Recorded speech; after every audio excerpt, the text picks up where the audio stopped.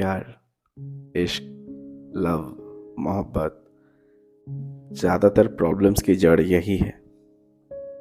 ये आपके दिल में जितना खुशी पैदा कर सकती हैं, उतना ही आपके ज़िंदगी को गम में ढकेलने की ताकत इन शब्दों में होती है। और इनके पीछे जो मेन कल्प्रिट होता है वो है अपना दिल। हालांकि आप लोगों को पता होगा कि दिल का काम एक्चुअली पूरे बॉडी में खून को चारों तरफ पहुंचाना होता है, जिसको ब्लड सर्कुलेशन कहते हैं। बाकी सारा खेल यहाँ से होता है। तो मेरी वीडियो मैं चाहूँगा कि आप यहाँ से देखें, यहाँ से नहीं। अगर आप यहाँ से देखेंगे ना, तो आपके मन में वैसे ही सवाल आएंगे कि सर आपने तो बोल दिया कि भूल जाओ, लेकिन इतना आसान होता है क्या किसी को भूलना? कैसे भूलें? अगर भूलना ही नहीं चाहते हैं तो कैसे मूव ऑन करें? इतना आसान नहीं होता, भूलना इजी है, करना मुश्किल। ऐसे सवाल आपके दिल में आएंगे। लेकिन मैं बोलूँगा कि आप मेरी वीडियो को यहाँ से देखें, ताकि आपको मेरी बातें समझ में आए एंड लॉजिकल लगे।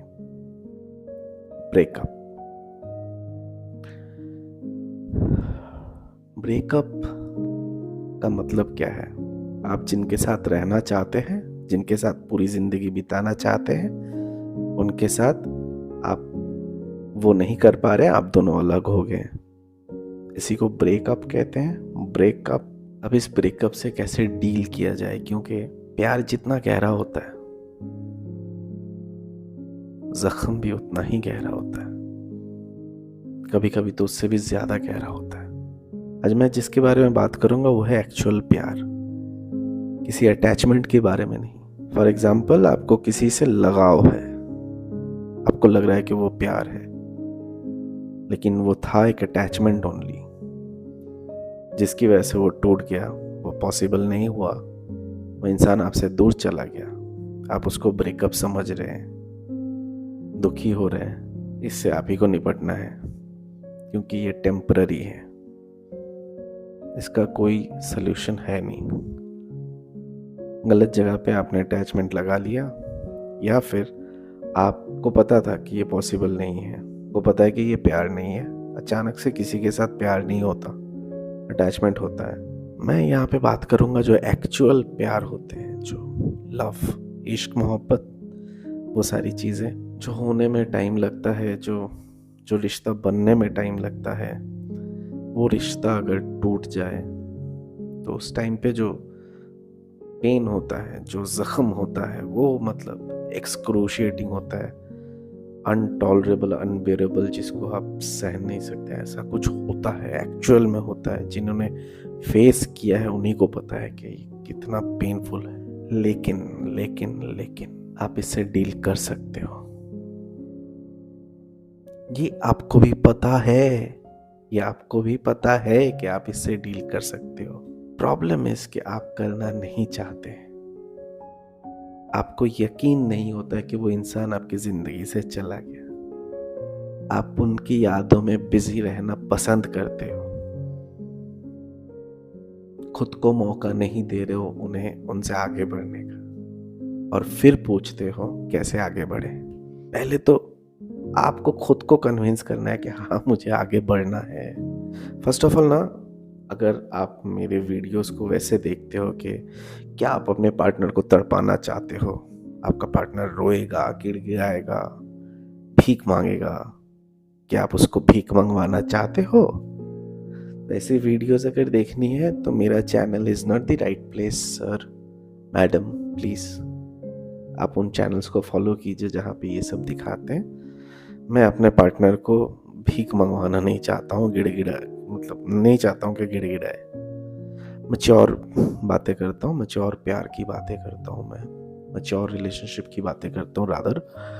सो द थिंग इज कि सबसे पहले तो आप एक काम करो कि घर में एक मिरर होगा, मिरर के पास जाओ, खड़े हो जाओ उसके सामने।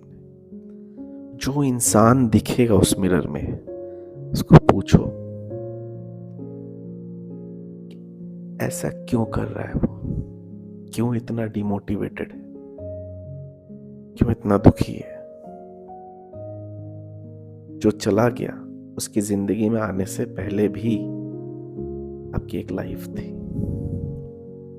आपकी खुशी थी, आपके पेरेंट्स थे, दोस्त थे, और जो चला गया उसके बाद भी आपकी लाइफ रहेगी।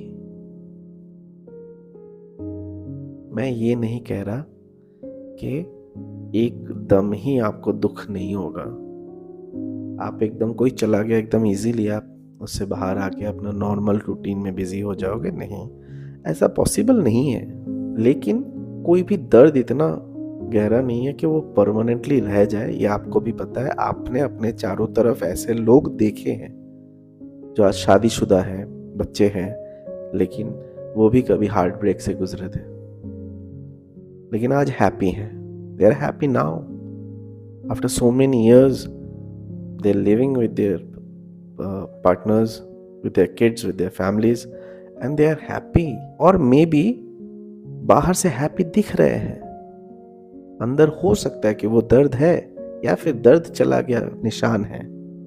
ऐसा होता है ना, कभी हमारे हाथ वाथ में कट जाता है तो दर्द होता है, उसके बाद कुछ दिन बाद वो जख्म ठीक हो जाता है, दर्द चला जाता है, लेकिन एक निशान रह जाता है। तो हो सकता है कि वो निशान उनके अंदर है, लेकिन वो अभी जी रहे हैं। आपको भी पता है कि आप कुछ महीने बाद नॉर्मल हो जाओगे। इस फैक्ट को आप मानना क्यों नहीं चाहते हो? अगर आपने मान लिया तो वेरी गुड, नहीं माना तो एक सजेशन है कि ब्रेकअप के गम में आके कोई गलत डिसीजन मत ले लेना अपने लाइफ के बारे में। जैसे नशे में डूब जाना, रिवेंज की मेंटालिटी रखना। वही चाहते हो कि आपका पार्टनर गिर गया है, नहीं, मैं ऐसा एडवाइस देता ही नहीं हूँ और मेरे लिए पॉसिबल नहीं है। प्यार फैलाता हूँ, प्यार बांटता हूँ, नफरत बांटने की कोशिश नहीं करता मैं। चला गया, नहीं हुआ, अब आप आगे बढ़ो। कोई ज़रूरत नहीं है किसी को खींच के वापस लाने की। इसको आना है आएगा, नहीं आना है तो नहीं बना था आपके लिए। आप अपना काम करो, जो बना है आपके लिए ऑटोमेटिक आपके लाइफ में आएगी। आप देखोगे, आप समझ जाओगे कि ये है, ये ऊपर वाले का इशारा होता है, वो आपको समझा देगा कि भैया वो गलत था, ये सही है, आएगा। You focus on your work, on your responsibilities first. प्यार, इश्क, मोहब्बत के अलावा और भी गम है इस दुनिया में, आपकी जिंदगी में, जिनके ऊपर आपको फोकस करना है, तो उस पे फोकस कीजिए। आप क्यों नहीं कर रहे हैं? ब्रेकअप मेनली ना दो किस्म के होते हैं। एक जहाँ पे आपके पार्टनर ने आपको चीट किया है, धोखा दिया है, एक गुस्सा आता है अंदर से, वो एक टाइप का ब्रेकअप है। दूसरे टाइप का क्या है, जहाँ पे आपको कोई गुस्सा नहीं आ रहा।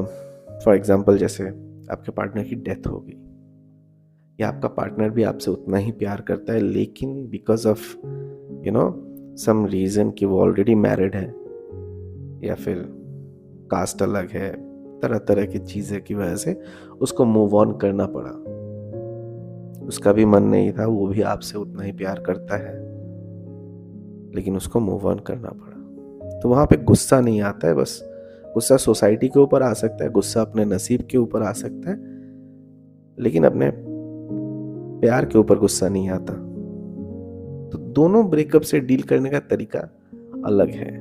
जहाँ पे गुस्सा नहीं आता है, नॉर्मल है, नॉर्मल बस दुख है, तो वो तो देखिए, जैसे कभी किसी की, हमारे क्लोज फैमिली मेंबर्स या फिर क्लोज किसी इंसान की डेथ हो जाती है तो रोना धोना चलता है, लेकिन आफ्टर सम टाइम सब नॉर्मल हो जाते हैं। उस दुख को लेके जीना सीख लेते हैं कि हाँ, अब वो इंसान नहीं है। इसमें कोई टेक्निक कुछ करने की जरूरत नहीं है।